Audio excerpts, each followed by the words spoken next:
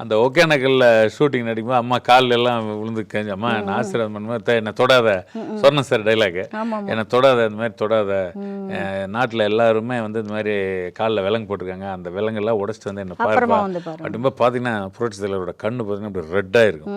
அவர் அவ்வளோ சீக்கிரம் எமோஷனாக இருக்கா அந்தலம்மா, நான் ஒரே ஒரு தடவை உங்கள் காலை தொட்டு கும்பிட்டுக்கிறேம்மா, என்னை ஒதுக்காதீங்கம்மா, நான் எங்கேப்பா ஒதுக்குறேன், பெற்ற தாய் எங்கேப்பா பிள்ளைய ஒதுக்கும் அப்படின்னு சொல்லுவாங்க.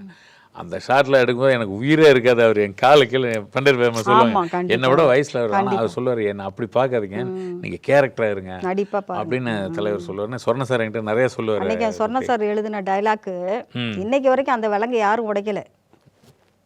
நான் ஒரு லேடியா நான் சொல்றேன், கொண்டாடுறோம் மகளிர் தினம் அது இதுன்னு தான் கொண்டாடுறோம். உண்மையான வந்து இன்னும் அந்த இல்லை, அந்த இது வரல, இன்னும் சுதந்திரம் இன்னும் யாருக்கும் வரல. நாங்கள் பயப்படாமல் இங்கே வெளியில் போகவும் முடியல. இன்றைக்கி நாட்டில் நடக்கிறதெல்லாம் பார்த்தா வந்து பெண்களுக்கு வந்து அன்றைக்கி அந்த டைலாக் அவர் எழுதி வச்சுட்டு போயிட்டார். அந்த அந்த இன்னும் அது அந்த சுதந்திரம் இன்னும் யாருக்கும் கிடைக்கல லேடிஸ்.